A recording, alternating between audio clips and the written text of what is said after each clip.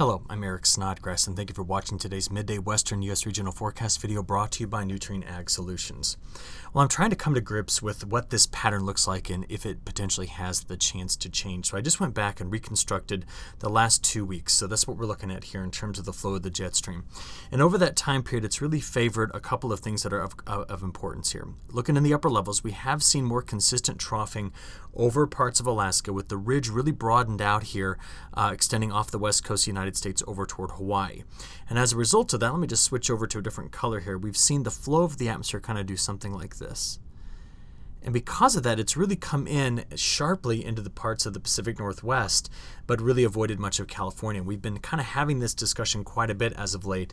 And just to show you what the last 14 days look like in terms of total accumulated precipitation, my color bar goes up to the 16, 20, and 24 inches of rainfall. In the last couple of weeks, because of that split flow that's been happening here around this high pressure cell with the flow coming in like this, we've seen parts of Washington, especially coastal Washington, getting absolutely pummeled by precipitation here. And the flood watches, flood warnings, it's been a rough go of it over the last 2 weeks with just relentless precipitation.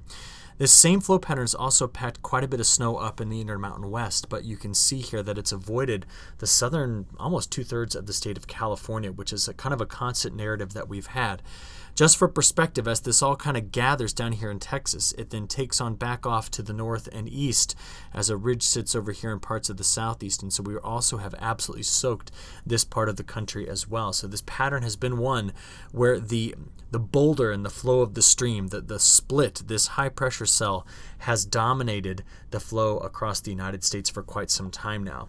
So just because it's the end of the week, let's do a few things that we do in routine. I want to start off by looking at the latest drought monitor update. Not too much of a change for the Central Valley of California or for the Pacific Northwest. So overall, this map exhibited very little change in the last week or so. But we're starting to get concerned about the longer term problems we are having in California, and those go straight to the mountains and snowfall. So I produced this map yesterday on the 6th, and what it looks at is looking back over the last 10 years, we created an average snowfall amount, and then I'm comparing that to what we've had so far this year. And throughout much of the Intermountain West, I'm talking about the northern and central Rockies, while we do see some snow faces having less snow than others, in general, the snowpack in through this part of the country is quite high. And where we were in deficit in November and December up here in parts of like the Cascades, we are now in major surplus due to the split flow in the Pacific. But that split flow has really prevented any what we call atmospheric rivers, any of the Pineapple Express, any of the strong flow out of the Central Pacific that targets perpendicularly the Sierra Nevada, and as a consequence, so far through this point in February, the deficits are really starting to mount up in the Sierra Nevada. We can see that a few ways, and I want to make sure we keep up to date on these numbers. Notice that through much of our snow reporting stations here, the basin average snow water content in the western United States, the whole of it, is looking very, very good. A lot of 80s, 90s, and the numbers over 100, which means we've got a big snowpack. By the way, just something that I'll be researching here to kind of provide a better story about spring. We have seen that whenever snowpack is large out here in the Intermountain West, what this tends to do for our early spring is promote more troughing out west. Basically, with the more expansive and deeper snowpack, we sensibly cool the lower atmosphere and also increase the albedo in this area. And what that means is we're really telling the lower atmosphere to cool off, and if that happens in late spring and early summer, that tends to give us more troughing in this area. But remember, as we've been discussing, all of this additional snowpack has come at the expense of California's snowpack, where some of the numbers here in the Sierra Nevada are between 50 and 70% on the whole. So I would like to check back in with our reporting station. So the 8 station index that's made in the northern Sierra here.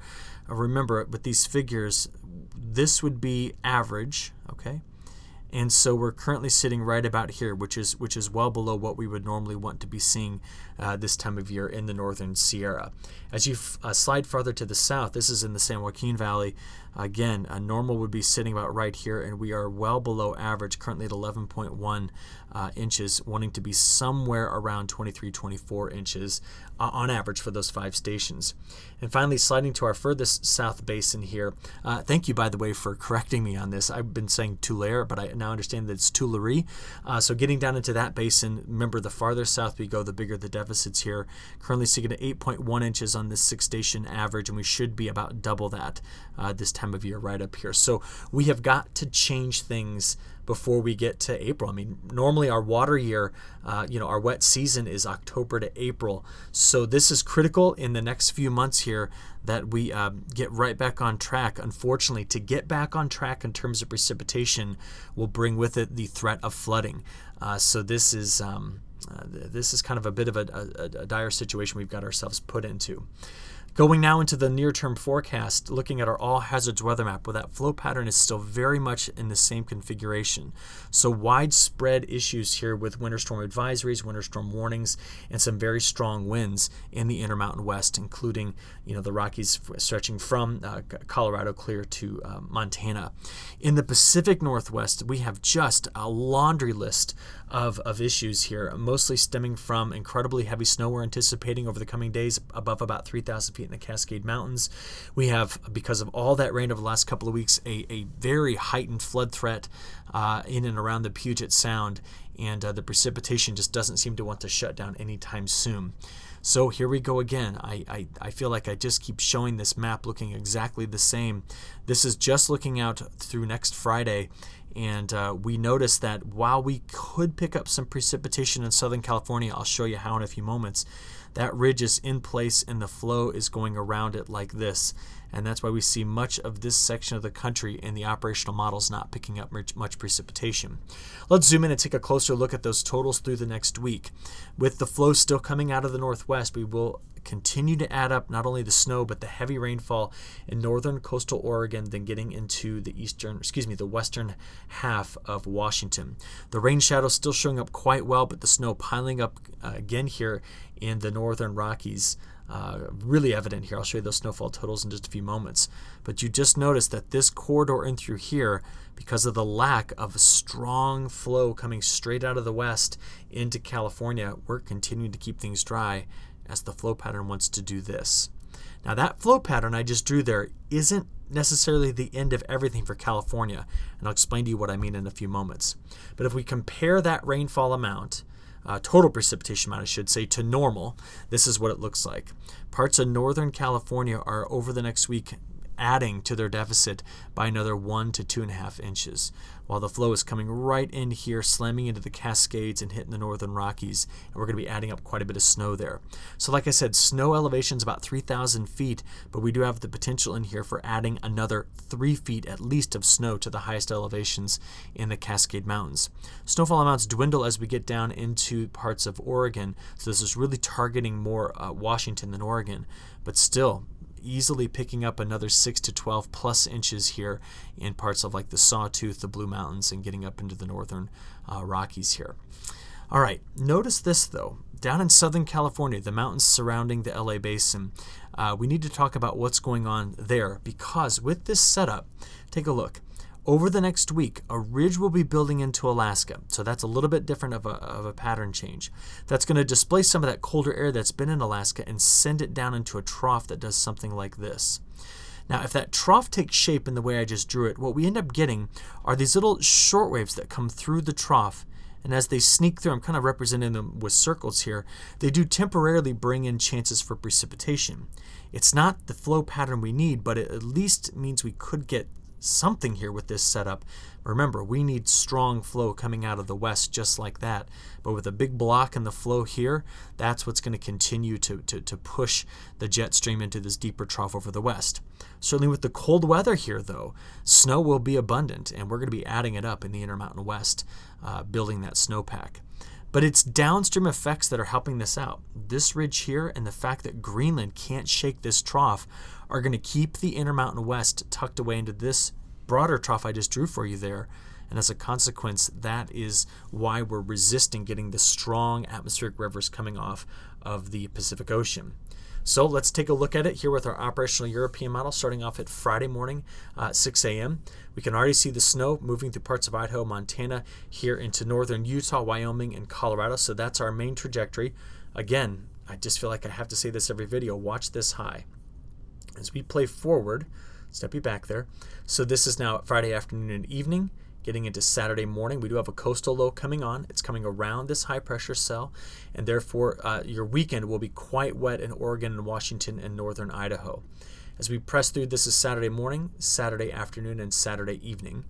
You can now see the dominance of that high pressure cell on Sunday morning, clearing everything out. Sunday afternoon and evening, getting into Monday morning. So that high pressure cell there is the roadblock preventing the second half of our weekend and the start of our week from really seeing too much action. But if I step it back, did you notice what snuck through California? You see, with the flow pattern in the upper levels dipping down like this, a little coastal low begins to form here in the Central Valley of California Sunday morning and afternoon. And as it gets down into Southern California, this little shortwave trough creating this little low could be bringing in some mountain snows and some valley rains down here in and around LA. So that's the first piece of this. Well, that low pressure system actually ejects eventually by Tuesday morning into Arizona and New Mexico and becomes the next system in the midsection of the country by next Wednesday. But we actually get through Sunday afternoon, Monday, and Tuesday and the beginning of Wednesday relatively quiet in the northwest as this high pressure cell dominates. But what we're going to notice is getting out to next Thursday morning, now the high slides here and the systems come right around the edge of it, and again they sneak through the northwest first, and then as the trough is established, we do finally get some of that flow coming like this, but it comes down into Northern California and eventually pushes into Southern California to stretch you all the way out to next Friday night, getting into Saturday morning.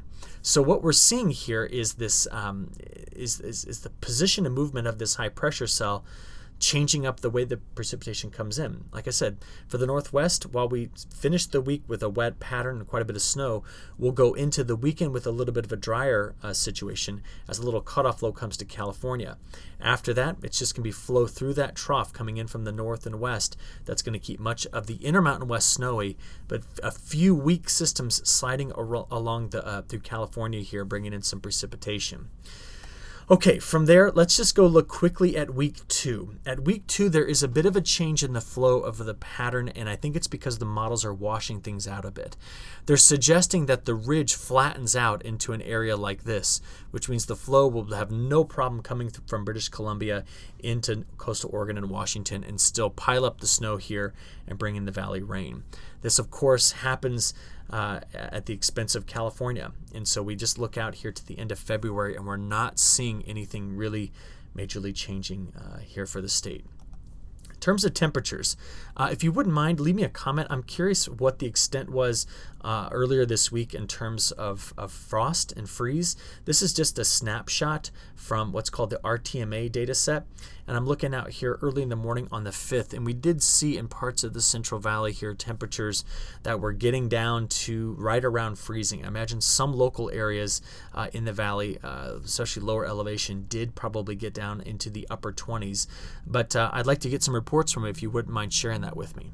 In terms of temperatures over this week, the pattern is relatively keeping us close to normal in terms of our temperature differences.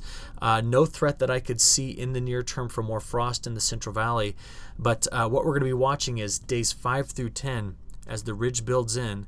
This is where the cooler air really sets into the west, again increasing the snowfall amounts. Stretching out now to days 10 through 15, this is where the atmosphere wants to build, ridging in like this, so high pressure cell here with troughing in through this area. That's why you see the colder weather returning to Alaska. That just fires the jet stream in between and targets the northwest. But again, that high pressure cell is too close to California to really allow the precipitation to come back in. So that's our flow pattern as we enter the 3rd and 4th weeks of February. But to stretch this out and go February 20th to March 20th, the models are not letting go of what we call persistence. In other words, they're seeing the block, that big ridge that's just off the west coast, and they're not letting it go anywhere. So what does that mean? That means the jet stream continues to dive like this before riding over a ridge here, and that keeps the Intermountain West on the colder side of things. And while we do pack up the snow in this pattern, Okay, here it is going to be a drier pattern for the west because this is what we call meridional flow, north-south. We need zonal flow into the west coast to really crank up those snowfall amounts from Oregon southward into California. So I'll be looking over the weekend to see if anything kind of falls out with this pattern and begins to take us back over to what could be wetter. But at this point, the near-term forecast, even stretching this out into the beginning of March, the models are hanging on to persistence and not breaking away from that pattern. So this is critical for this time of year. We're going to keep a close eye on it and report back to you next week. Hope you all have a good weekend. We'll talk to you again very soon. Thank you.